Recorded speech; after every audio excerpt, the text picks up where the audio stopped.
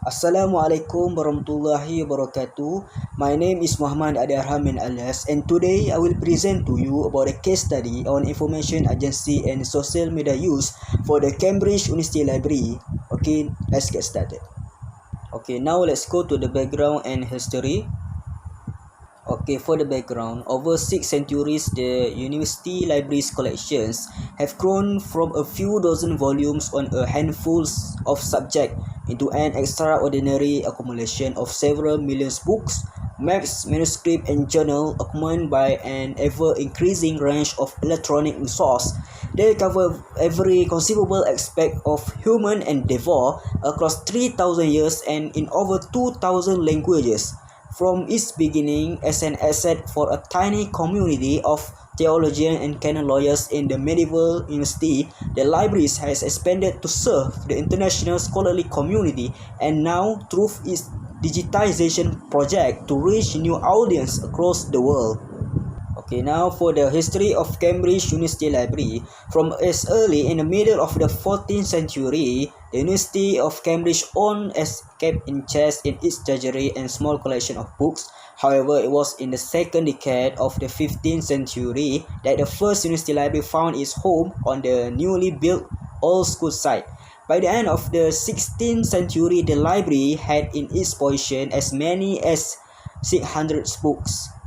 In 1574, Andrew Penn, master of Peterhouse, engaged the support of Matthew Parker, Archbishop of Canterbury, and other benefactors, including Sir Nicholas Bacon, to restore the library's collection.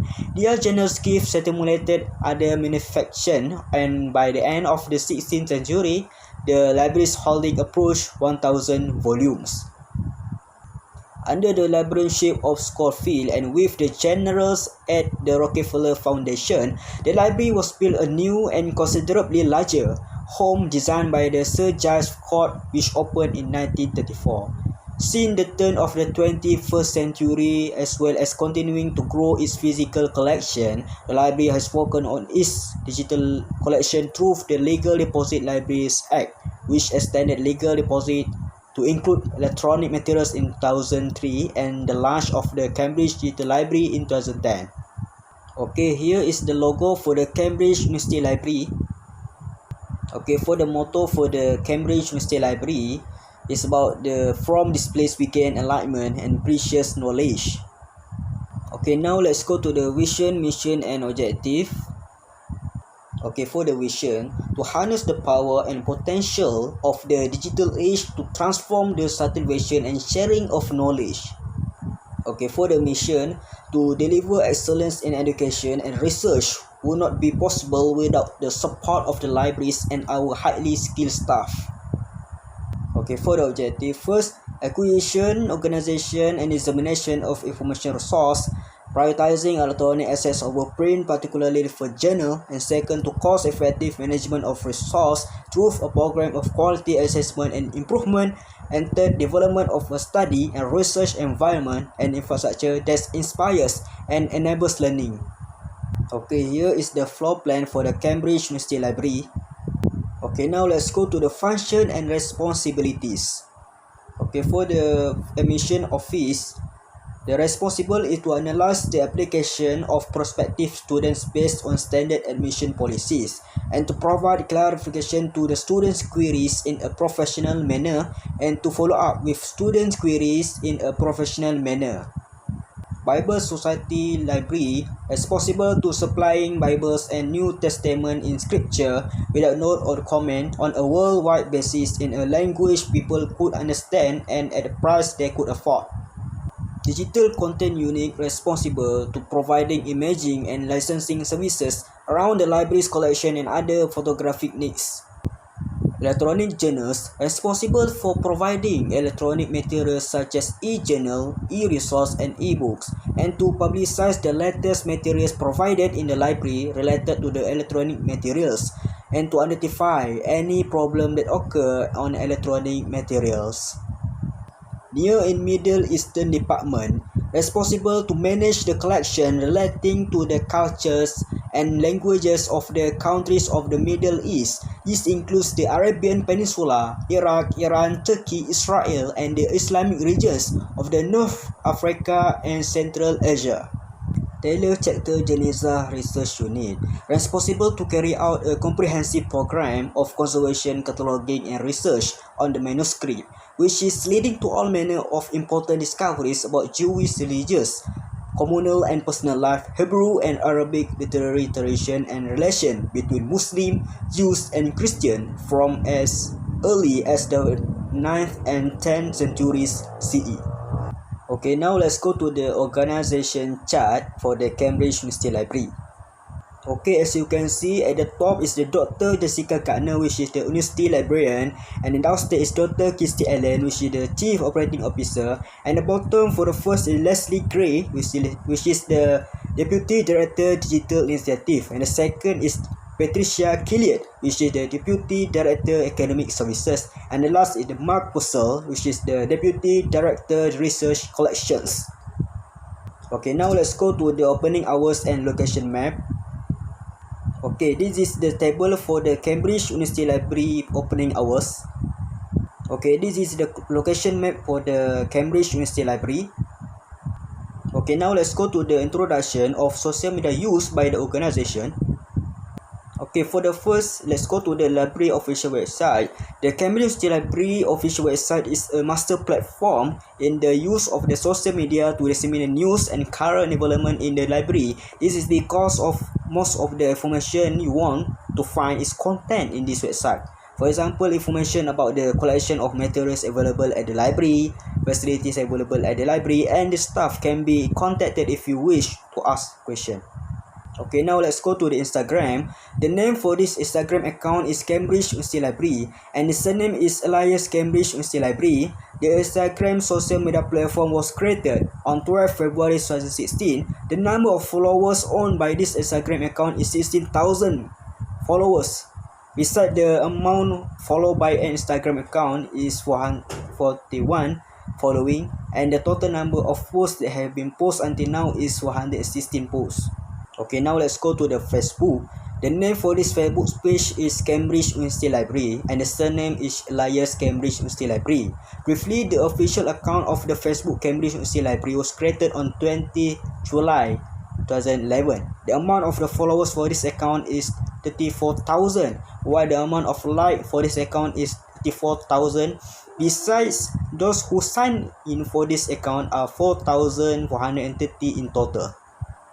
Okay, now let's go to the library blogs. The Cambridge University Library uses this social media platform to approach users with the aim of telling them on the development of the latest electronic reading materials available in the library, such as e-book and e-journal. There are several sub-blogs supplying reading materials on the main library blog. For example, like the Divinity Library blog, e-books Elias Cambridge, e-resources etc blog, iCat English Catalogy blog, and European language blog, and uFuture Deep blog. Okay, now let's go to the Twitter. The Twitter account name is Cambridge University Library, and the surname is Elias WL. The Twitter account was established on March 2009. The number of following for this Twitter account is 366, while the total of the followers is 20,000. Okay, now let's go to the YouTube. The name for this YouTube channel is the Cambridge University Library, in bracket the UL. This YouTube channel was established on 7 November 2011. In accordance with the statistic Truth, the YouTube channel, it shows that the number of views is 400,000 and the total subscriber is 3,000. Okay, now let's go to the analysis of social media tools for the Cambridge University Library. Okay, for the library official websites, based on the evaluation in the 7 functional block of social media, this Cambridge University Library website follows the identity feature. This is because the website is not hard and straightforward about the corporate body name and its objective and its website purpose established.